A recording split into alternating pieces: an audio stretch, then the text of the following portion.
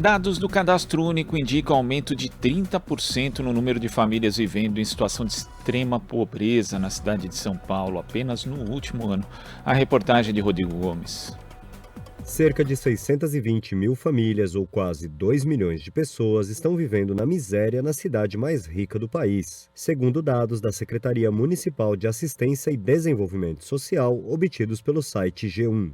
Nos últimos 3 anos, os números de famílias vivendo na extrema pobreza apresentam um crescimento contínuo. Em janeiro de 2019, havia mais de 412 mil famílias nessa situação. Em janeiro de 2020, o número passou para 450 mil famílias. No mesmo mês do ano passado, o número já era de 473 mil famílias. E em janeiro deste ano, aumentou 30% em relação a 2021, chegando às atuais 620 mil famílias. No entanto, no Brasil, a renda de uma pessoa para ser considerada em extrema pobreza é ainda mais baixa do que no resto do mundo. O Banco Mundial define como miséria a condição de uma pessoa que vive com até R$ 274 por mês. No entanto, o governo de Jair Bolsonaro mudou a definição do valor para considerar uma pessoa na extrema pobreza, rebaixando o mínimo para R$ 105. Com isso, o número de pessoas nessas condições é reduzido artificialmente. Assim, uma pessoa que tem como renda apenas o benefício do Auxílio Brasil, de R$ 400 por mês, tem uma renda média 3 vezes superior ao valor considerado de pobreza extrema. No entanto, com a atual inflação e a perda de valor da renda dos trabalhadores, o DIEESE estima que o valor mínimo para atender às necessidades básicas de uma família com 4 pessoas é de R$ 6.000 por mês, ou 600 vezes mais que o valor considerado pelo governo Bolsonaro como extrema pobreza. Para a ex-ministra do Desenvolvimento Social, Tereza Campelo, a situação é ainda pior e não está sequer sendo registrada nos dados do CadÚnico. Está aumentando a pobreza e a extrema pobreza como um todo. Tem uma parte da população que está sendo despejada, que está indo para a situação de rua, mas uma parte que não está aparecendo nesses indicadores, mas que está vivendo um aumento da insegurança alimentar, piorando as condições de vida, né? Então, a situação tem se agravado muito para uma parcela gigantesca da população.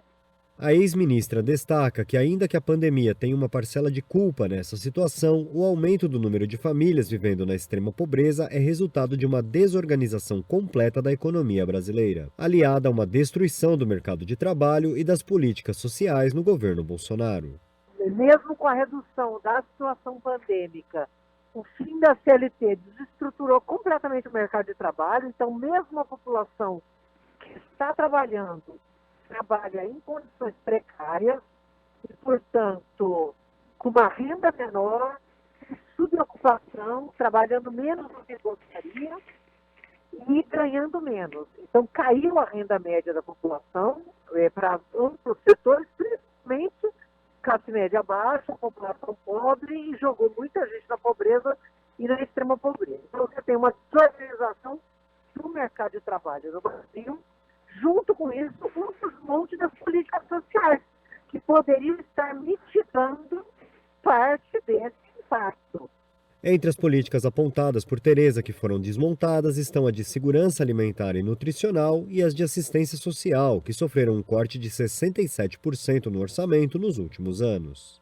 O coordenador do Fórum da Assistência Social da cidade de São Paulo, Alan Carvalho, concorda com Tereza e vai além. Ele aponta que essa situação começou a ser forjada no golpe que derrubou a presidenta Dilma Rousseff em 2016. Esse processo vem se deteriorando desde 2016. Quando nós tivemos o golpe que derrubou a presidente Dilma, ele não era apenas um golpe que visava a derrubada de poder, era um movimento que queria implantar um outro projeto, um projeto oposto. E ao contrário de um Estado protetivo, um Estado não é nem mais neoliberal, é ultraliberal. Tanto que uma das primeiras medidas lá atrás foi a criação do teto de gastos, feito sob medida para materializar e tornar legal os cortes sucessivos nas políticas públicas que se pretendiam fazer. Só que como isso são medidas impopulares e a população sente o impacto, quando você denuncia, você explicita que o que está sendo cometido é uma decisão de governo,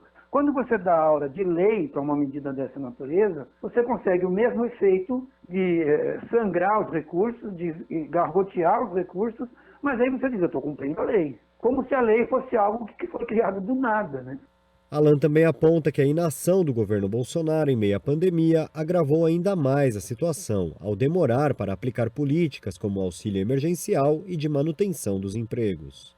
Também coordenador do Fórum dos Trabalhadores do Sistema Único de Assistência Social do Estado de São Paulo, Alan ressalta que houve um imenso desmonte no CAD único. Nesse processo, além de cadastros desatualizados, há menos mão de obra e serviços para atender a população, resultando em milhares de excluídos dos programas sociais. Apenas na cidade de São Paulo, 83 mil famílias cadastradas no CAD único não recebem nenhum benefício. Alan lembra ainda que a extinção do programa Bolsa Família, substituído pelo Auxílio Brasil, prejudicou ainda mais o enfrentamento da pobreza no Brasil. O programa de Bolsonaro não diferencia as condições das famílias e o número de pessoas. Qualquer benefício pago é de R$ 400, seja para um adulto sozinho, seja para uma família de 4 pessoas. Também não há nenhum vínculo com outras políticas ou ações de caráter emancipatório, como preconizava o Bolsa Família. Não interessa a esses governos, especialmente a esse, que mais do que um governo ultraliberal, é um governo de características genocidas, de necropolítica, para quem uma camada da população é descartável, né, não é considerado como ser humano na sua integralidade, para esse tipo de governo, então, é muito importante você substituir um programa que é amplo, que é continuado, que mede, que acompanha a situação das famílias, que vai ajustando as suas políticas de acordo com a necessidade para, de fato, promover essa autonomia, para algo pontual, eleitoreiro, em que você dá um pequeno aumento no valor aquisitivo, mas não tem garantia nenhuma de continuidade. Segundo os dados do CAD único, os distritos com maior número de famílias vivendo em extrema pobreza são o Jardim Ângela, o Jardim São Luís, o Grajaú, Pedreira e Cidade Ademar, na Zona Sul, e São Mateus, na Zona Leste. Rodrigo Gomes, Rádio Brasil Atual e TVT. Você está ouvindo Jornal Brasil Atual. As notícias que os outros não dão.